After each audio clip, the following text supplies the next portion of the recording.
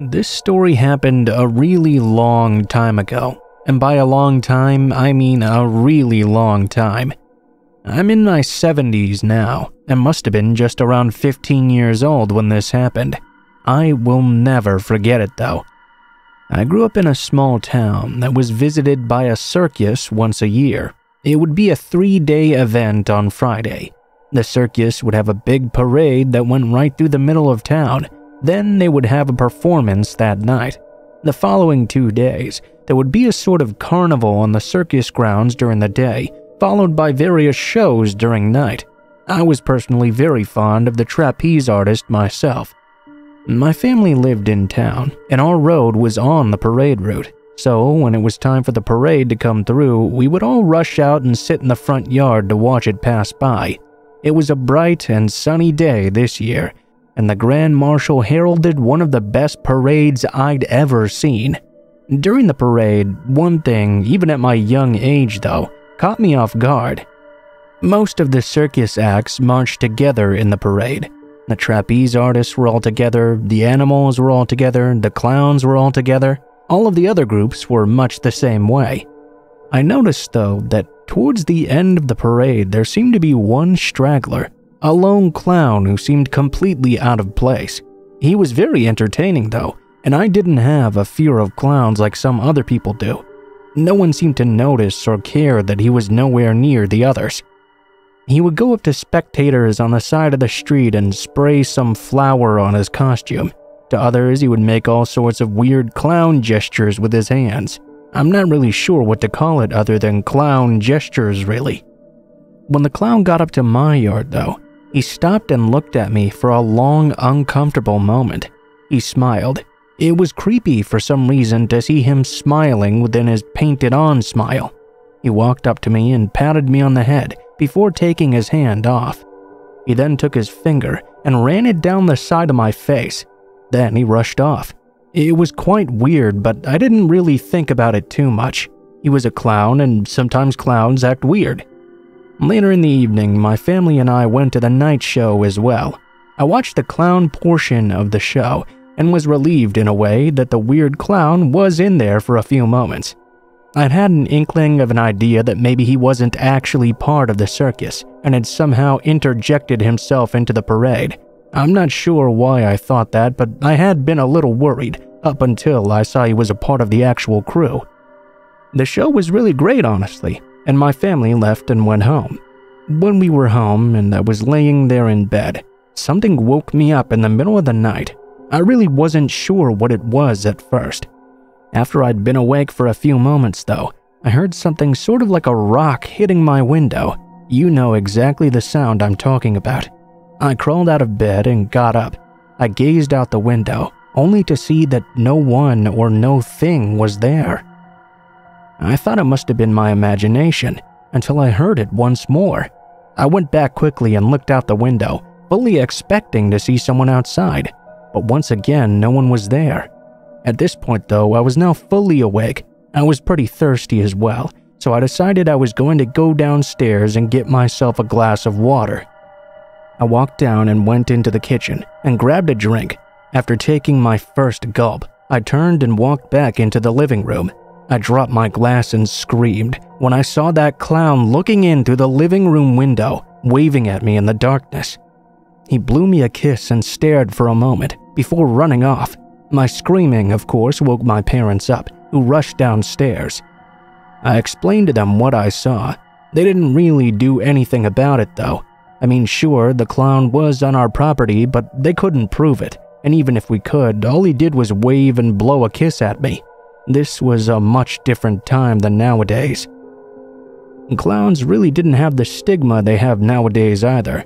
Regardless, it was a pretty creepy experience, seeing that clown waving at me through my own living room window in the middle of the night. I remained inside the house until the circus left town a few days later.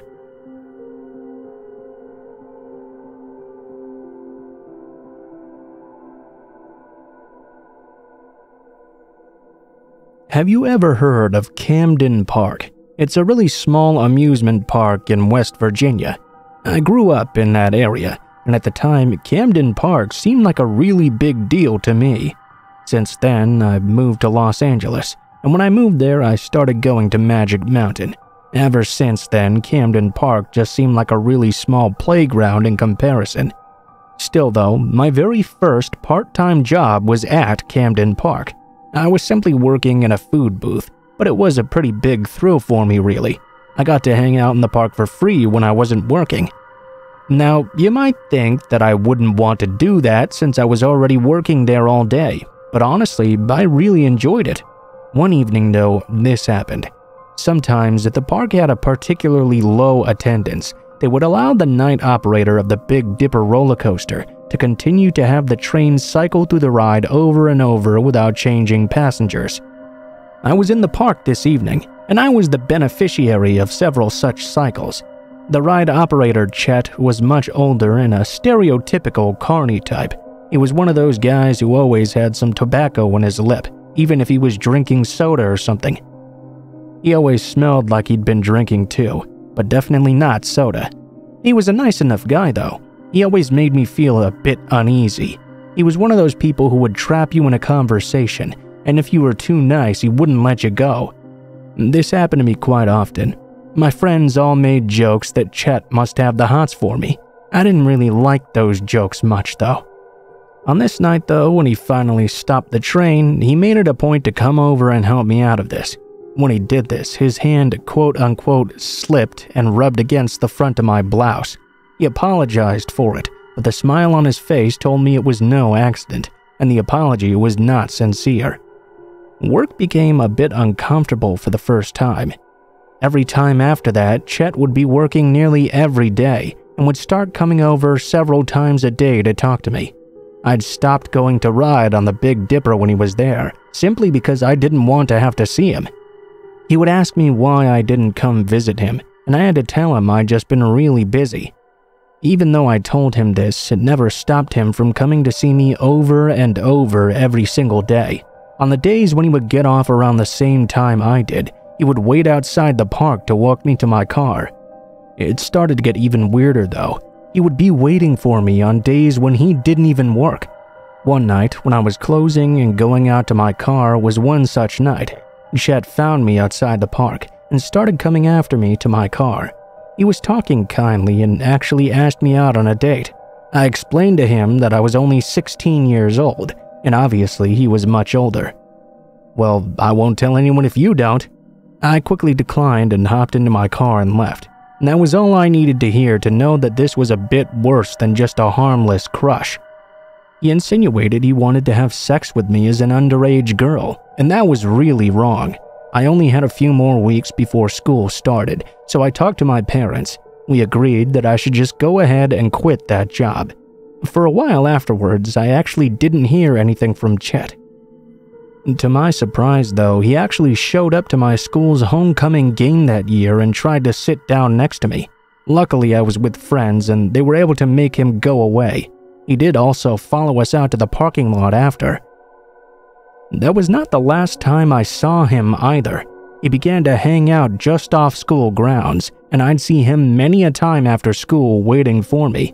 Late in the fall, I actually got a phone call from Chet. I was quite worried. I had no idea how he'd gotten my number. He began asking me why I'd quit working there, and asked me if I wanted to get together with him once again. I told him once again that I was underage, and he insisted that didn't matter. I told Chet to leave me alone. I would never date him, and I didn't want to talk to him ever again either. Of course, that didn't stop him. Chet would keep showing up everywhere. I assumed he must have also been watching me even when I wasn't aware, because the final time I ever saw him, he found me when I was alone. It was a day after school. I was walking to my car at night when Chet came around the side of another car just as I was getting into it. He ran up just as I slammed the door. He kept asking me to open it. I refused, telling him yet again to leave me alone. He was grabbing my mirror in his hand. He lifted his shirt up, and I saw he had a knife sheathed under his shirt. Chet saw the fear in my eyes when I saw his knife. He smiled at me and said, "That's just Beth. She won't hurt you if you go out on a date with me." I freaked out at that point. I slammed the gas even though he was holding my mirror. I think I must have ran over his foot with my back tire, but I didn't really care. I rushed right home and told my parents everything. We called the police as well. I told them everything that happened too, and that I felt like he had been threatening me. The police apparently had a talk with him, and it must have worked because I never saw Chet following me around after. However, not seeing him didn't make my life any more comfortable. He always had a tendency to show up when I least expected it, and I'm sure he must have still been watching me even if I didn't see him. I never went to Camden Park again. I have no idea if he continued working there or left sometime after. When I turned 18, I went to college in Los Angeles, and since then, I much prefer Magic Mountain.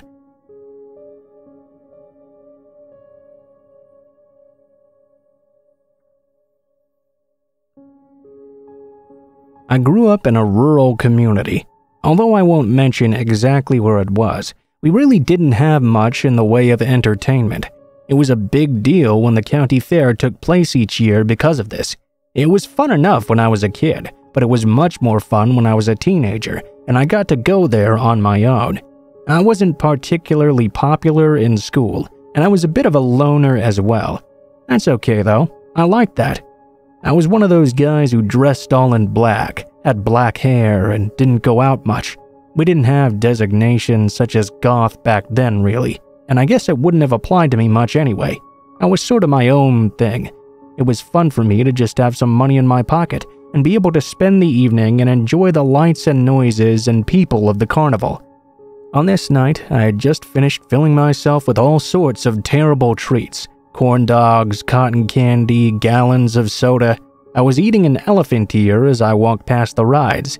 By this point, it was completely dark out, and the full lights of the fair were on. It was something else to see, and it was such a different atmosphere than I was used to. I used to think that this must be what it was like to walk through a city at night.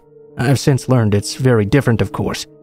This was also happening back in the 1980s, when they were playing lots of 80s hairband music. Very loud, of course. I didn't want to go on any of the rides so soon after I'd stuffed myself, so I decided to just wander around to the carnival games. Perhaps there'd be something I wanted to play. There were of course lots of people who were there with their families and girlfriends and some such. It seemed like I was the only person there by myself. Like I said earlier, that's just how I liked it. It got the attention of someone at one of the booths though, and I would have preferred it didn't. "Hey, what's the matter, kid? Can't find a girl to take pity on you?" I heard a voice say. I knew he was talking to me. I snapped back and looked. It was a guy who was running a dart booth. You know, one of those games where they have balloons and you gotta hit them with the darts to win a prize. He was just a hideous-looking person. He had dry, wrinkled, and scaly skin, maybe only a few teeth left in his grin, obviously blackened by the tobacco he was chewing. I can't even do justice to how ugly this guy was, and yet for some reason he decided to just insult me. I mean, I knew he was just doing it to try and raise my ire and bluff me into playing the dart game. It was infuriating though. Why did he have to pick on me for no reason? Especially talking down about my appearance. I was so annoyed I shot back at him. "Looks like you know a lot more about girls taking pity on someone." The guy's face changed before snapping back to a smile. I could tell he was none too happy about my comment. "Well, why don't you try your luck here?" he asked. Most of the prizes were these small square mirrors that had pictures on them. Some were pictures of hard rock bands, some were cartoon characters. They also had some with pictures of scantily clad girls or equally scantily clad men on them. The guy at the booth picked up a mirror that had a guy wearing nothing but a thong. "I bet you're just dying to have this one, huh?" The man was irritating enough on his own, but I hated it even more when he made comments about guys being gay as if it was a bad thing. I went ahead and went up and gave the guy $1. He gave me 3 darts. It's been so long now that I don't really remember exactly how the game went, but I did win on the first 3 darts somehow. Then, just to piss this asshole off, I had him give me the mirror with the guy on it. His eyes grew wide and he paused, but he handed it over. I guess I was feeling like a real tough idiot that night, cause just to piss him off even more, I took the mirror and licked the picture of the guy on it. You know, just to really get under his skin. He started calling me slurs and said some other things, but I simply walked off. I kept the mirror, thinking it would be a lovely gag gift for my sister. Of course, I stayed much later at the fair though. It was closing down when I finally decided to go home. It was weird how dark the area got when the lights began going out. On the way out of the park, I had to go past the games once again. That area was completely pitch black because the games had closed down earlier than the rides. Even though the games were closed, that carny from the dart game was still there, leaning against his booth and staring at me while smoking a cigarette. Immediately, I looked away. I didn't think he'd followed me at first when I left the fairground and headed out to my car. It was a bit of a long hike. The parking lot was a pretty big field. There weren't really many people walking around now either. I tried to hurry to my car without making it seem like I was hurrying.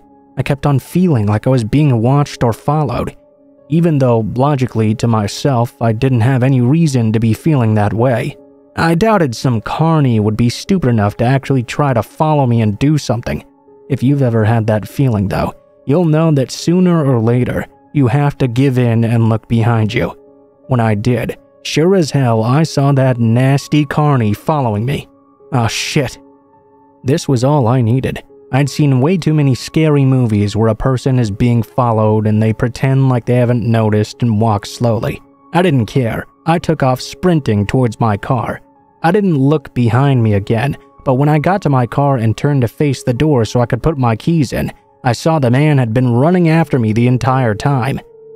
I didn't even have enough time to get my keys out of my pocket and into the keyhole before the man tackled me to the ground. I fell hard on my ass, and the man punched me right in the nose. I coughed and spit out some blood. The man smiled his nasty, toothless grin at me and reached behind him.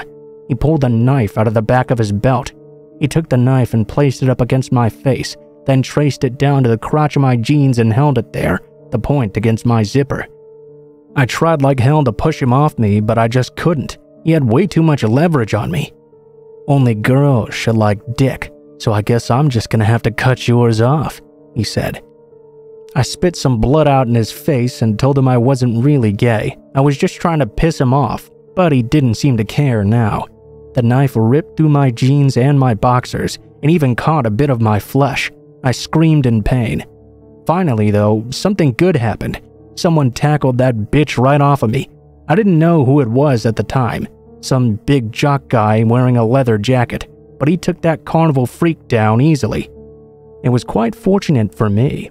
Although there were not a lot of people left in the park, it was also not completely empty. Several people also leaving had seen the freak chasing me, and lucky for me, one was this big friendly fellow, who I later learned was named Thad. The carny got arrested, and I went to the hospital for the wound on my crotch. Fortunately, it healed pretty well, left a funny-looking scar as well. It's been a wonderful story to try and pick up women afterwards. I usually tell them, hey, you want to see something funny? Honestly, maybe not the best lead-in, but it works well enough. Oh well. Anyway, fortunately for me, I have no PTSD for fairs or anything after. There's also not really any dramatic ending to the story. I went back to the fair next year like always. What else am I gonna do in that town? I am, however, more careful about who I try to antagonize now.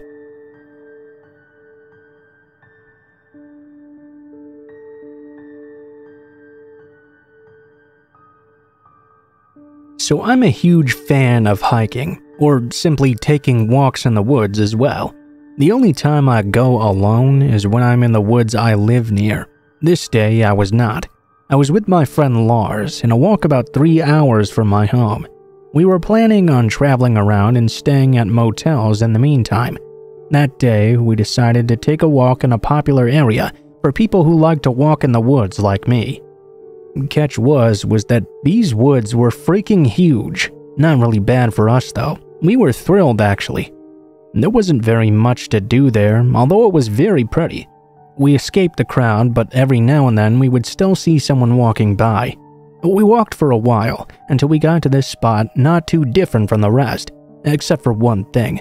Nobody else was around in this section. That's why Lars and I had taken this turn. The other one had quite a few people on it still. After a while of walking down this empty path, We were surprised when we spotted a man, a completely naked man. We gave each other a look and turned around immediately.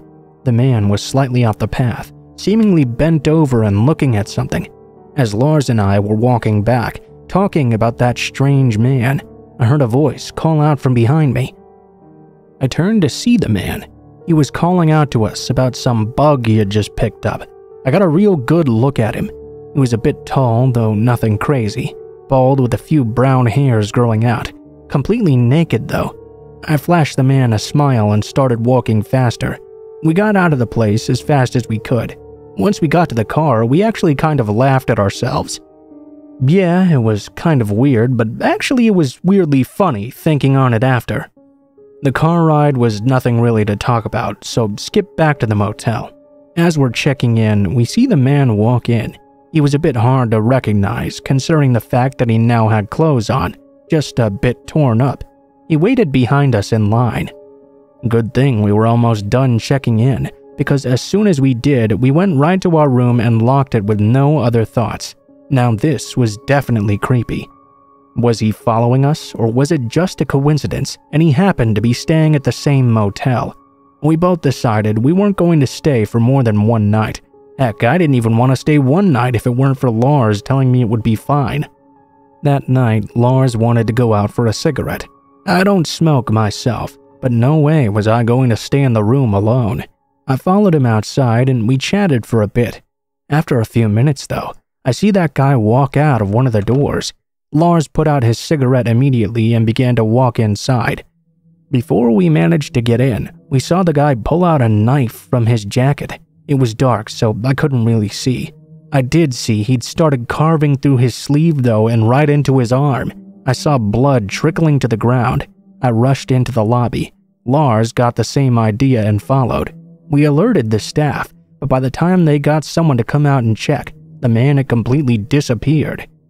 To this day, I have no idea what was going on with that man. Did he follow us? Why was he naked in the woods? And why did he just randomly start stabbing himself? I'll never know the answer, but honestly, I'm still spooked.